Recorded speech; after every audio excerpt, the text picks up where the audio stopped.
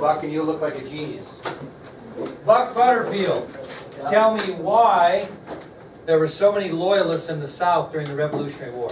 Because they had good trade with the British. Very good. And why? Declare independence. Okay? Okay, again. Taylor, give me one of the two southern seaports that were captured in the South by the British. Savannah Port in Georgia. Okay, how about another one there, Gracie? Charleston in South Carolina. Very good.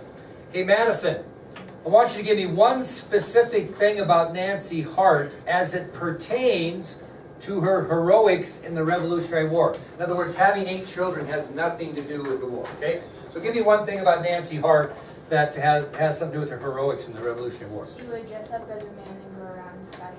Very good. Give me another one, Chantel. She was masculine. Well, that doesn't, yeah, that's kind of goes with that one there. Kylie, you got another one, another thing about her that pertains to her heroics in the Revolutionary War? She shot a British officer. Very good. How about another one, Shania?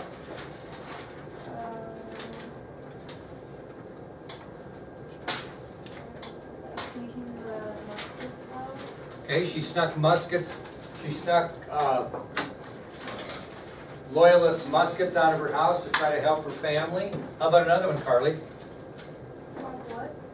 Like just what made her heroic? What made her heroic? Yeah, 3 specific things made her heroic.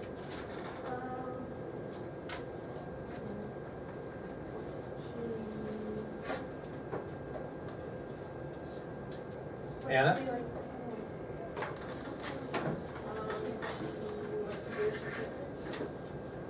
We already got the spy part, yeah? Yeah, she hung all of those loyalist militia, okay? All right, Courtney, name the combatants in the Battle of Kings Mountain on October 7th, 1780. Who were the combatants? First of all, what's combatants? People that participated in the fight. People that fight. Yeah, who were the combatants on both sides? 2,000 loyalists and 2,000 patriots. Nope. What? I know. Brooke? Loyalists and militia. 2,000 loyalists and 2,000 colonial militia. Remember, there was only one redcoat that fought in that, right? That meant that we basically had brother against brother, citizen against citizen. So the answer is 2,000 loyalists versus 2,000 colonial militia. Wait, do we need to say like 19? Do we need to say there's one? That one was pretty irrelevant. Yeah. So is there 2001 loyalists? No, it would be 19. Just like that. Moving on. Molitor, describe the difference in capacity between British warships and retired British warships. So they were made to carry 350 men in the crime. Who was they? The not retired. Okay, the British warships, and what about the retired British warships? They put 1,400 prisoners of war. In there. Perfect. So the difference between the capacity between British warships and retired British warships is that British warships had the capacity of about 350 men, right? Whereas the retired British warships were now serving as places to put prisoners of war. They put as many as 1,400 in there. Okay? Talon, give me one example of the horrible living conditions aboard prisoner of war British ships.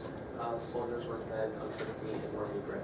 Okay, give me another one now. That's horrible conditions in those prisoner of war boats. The air was so thick you couldn't light a candle. Very good. How about another one, Sierra? Disease was rampant. Okay, any more there, Bailey? There was no ventilation. That's right. How about another one? Any more? Is there any more, Nick? Okay, perfect. Hey, Nick, tell me one thing an American prisoner of war could do to gain their freedom from the prison ships. Bury the 10 to 12 dead that would come up like every morning. You could get set free for doing that? I mean free for good. Free, they could swear their loyalty to the British network. Like Very British Crown or government. Yeah. Okay, what's the other one, Cody? If they swore their allegiance to the British Crown, what else did they have to do? Join the British Navy. Join the British Navy. Very good. Okay, Kyle. Briefly explain Elizabeth Bergen's plan to help Americans escape the prisoner ships. Now, kind of 3 parts, so there's going to be 3 answers to this. But they're just going to leave you 3 blanks. So, tell me what her plan was.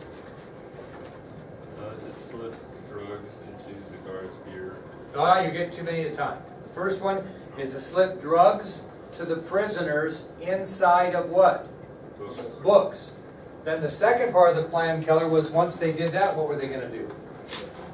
Put in the guard's beer. And then what were they going to do? The third part. Take his keys and open the hatch and let people out. Okay, so there's the 3-part. 1, smuggle drugs into books and give them to the prisoners. 2, the prisoners were then going to slip the drugs into the guard's beer at midnight, remember? And 3, then they were going to take the guard's keys, open the hatch, and go. Yeah? So, this is gonna sound kind of weird, but like, if she did this for several weeks, how come she was only able to get about 200 out? I mean, how many was she slipping at a time? I would guess, probably 4 or 5 or 6 maybe. I don't think a lot. I don't know. I have no idea. But they said about, that's a good question, said about 200 in several weeks. And who knows how many times she did it in several weeks, So I don't know. Good question though. Okay, we're over to Mason. How many American patriots died on British prisoner ships? Between 10 and 12,000. Very good, between 10,000 and 12,000. Very good, Kyle. Okay, Will, the thrill. Give me one reason the Americans were defeated at the Battle of Camden despite the fact they outnumbered British soldiers. They ate a bunch of unripe peaches and they were all very ill. All very sick, okay? All right, Brookie, give me the other one. They had better leadership.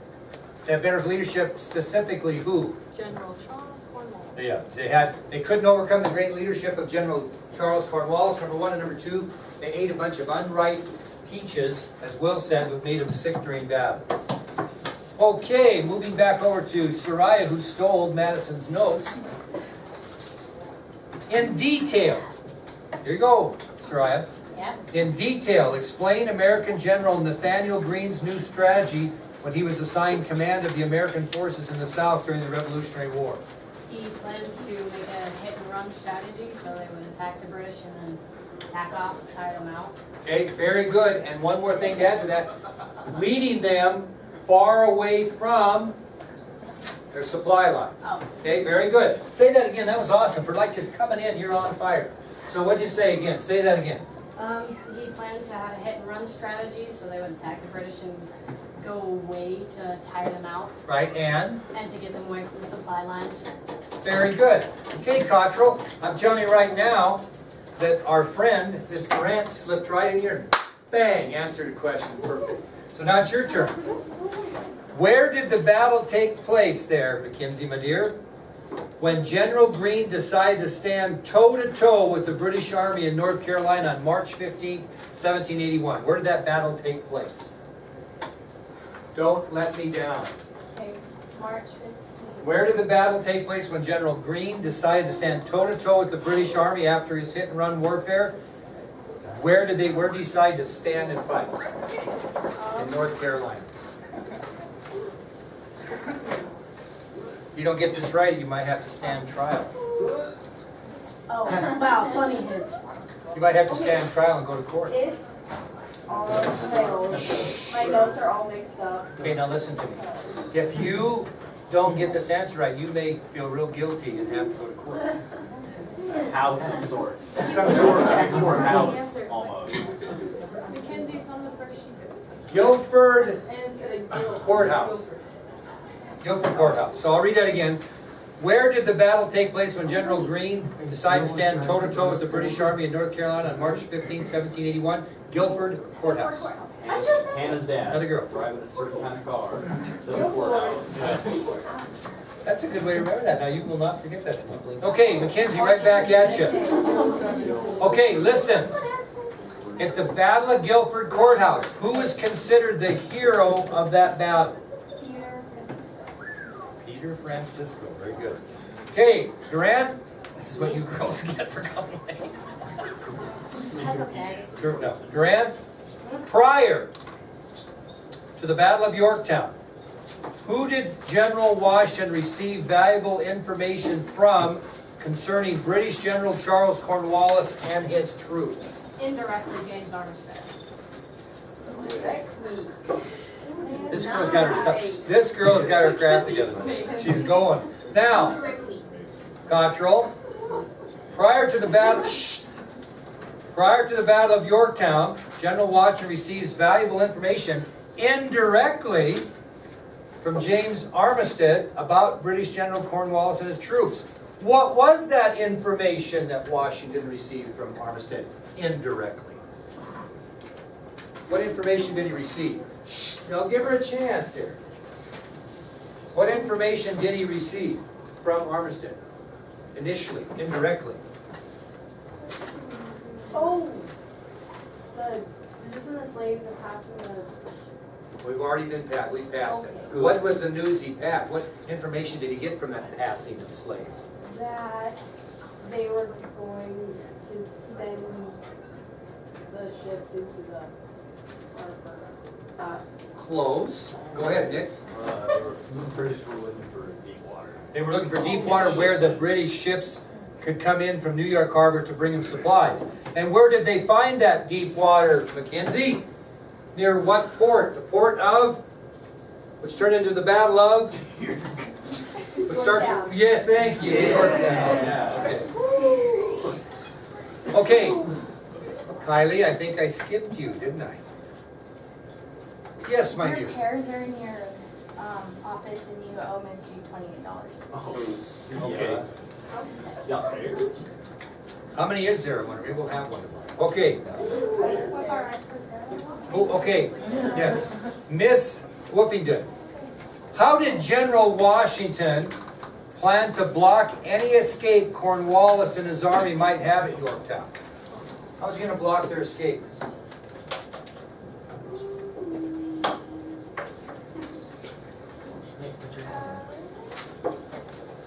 Head must be in the cloud over in Paris or something.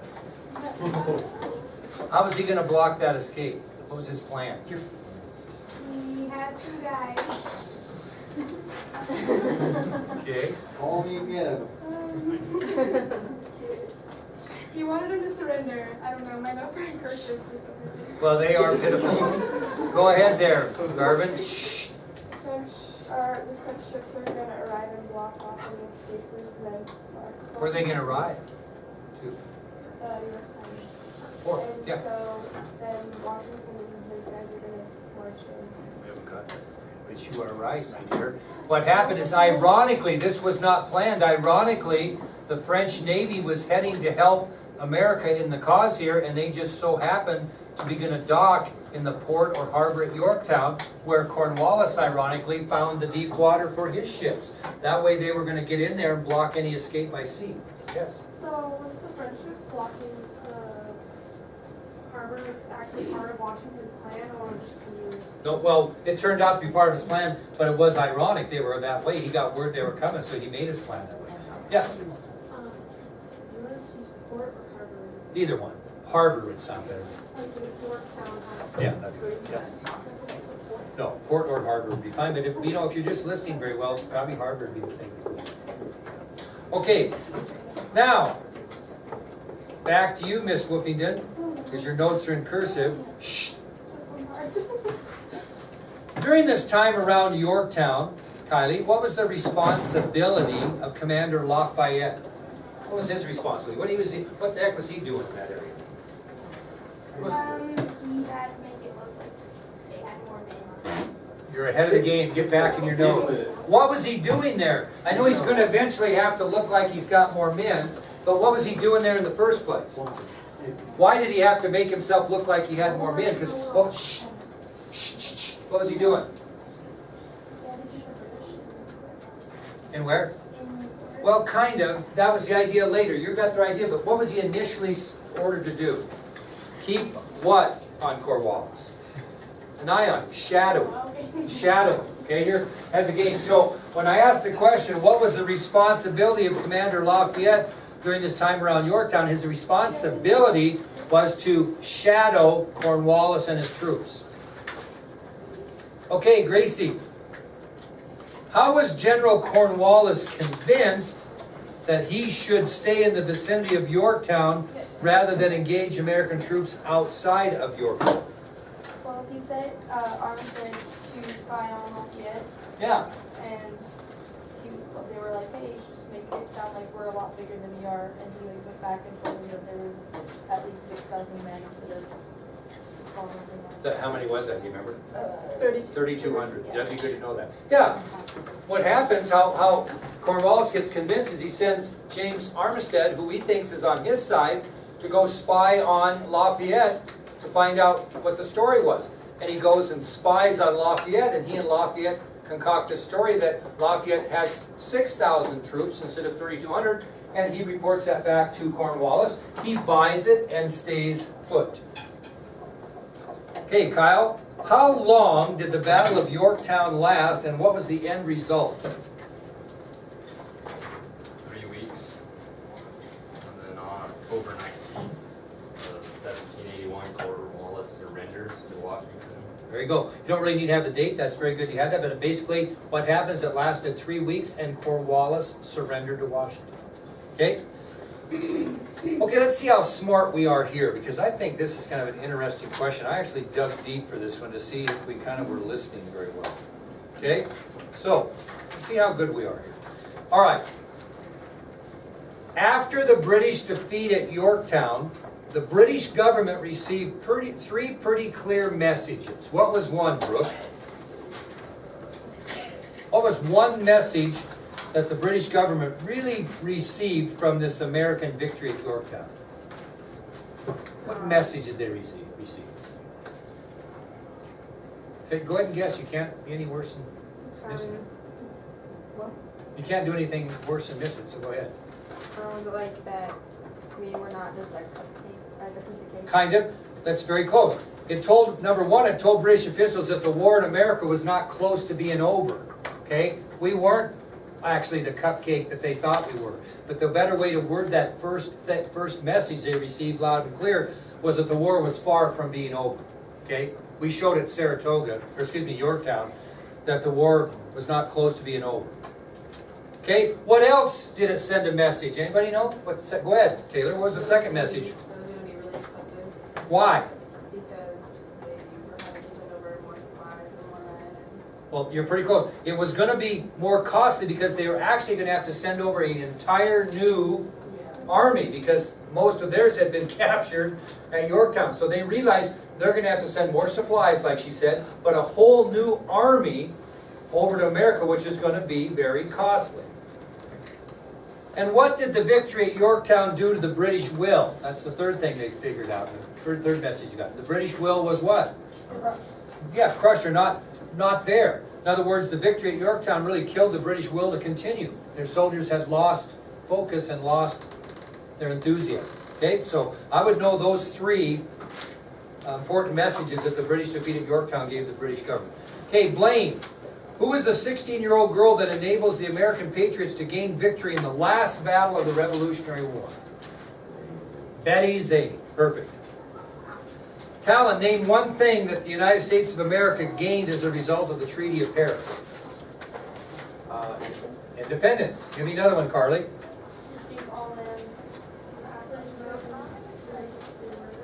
From the Great Lakes.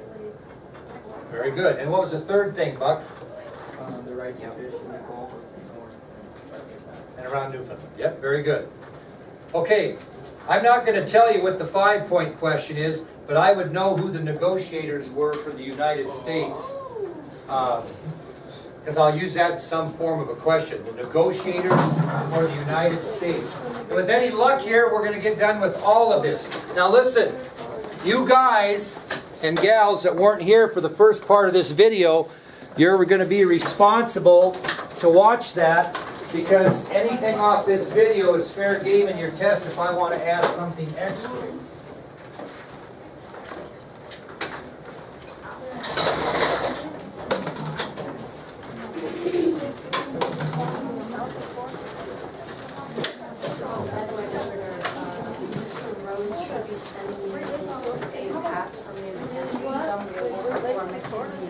Do you think I should accept it? I assume you were doing something good at lunch. We were doing for the pointy hill, I mean, pointy topic. Yeah. Lights, please, Brooke. Pointy church at the top of it. Or here. Got it. Thank you. Okay, we're gonna need it quiet during the video. Make sure that you have everything on here in your notes that kind of follows the timeline here. Green withdraws to minimize Door, please. so the battle is another one of his tactical defeats. But the battered British are in no mood to celebrate. When news of the so-called victory at Guildford Courthouse reaches England, one statesman declares another such victory will destroy the British Army. Peter Francisco's wounds are treated, and he lives to fight another day. Thanks in part to the guts and skill of this giant of a patriot, the Americans have finally slammed the brakes on the British advance in the South. The Redcoats march north to Virginia to regroup, where the endgame of the 6-year revolution will finally unfold. Soon, at an obscure village called Yorktown, a shocking reversal will stun the most powerful empire on earth. In 1781, America's army has finally reversed the Redcoats' relentless momentum in the South. Cornwallis and his army have retreated north to Virginia. For the first time in years, George Washington has his enemy on the run. But his own ragged army is in no shape to press its advantage. Casualty report, General. Thank you, Lieutenant. He knows he can't score a knockout blow without the help of his French allies. Since France joined the Patriot side in 1777,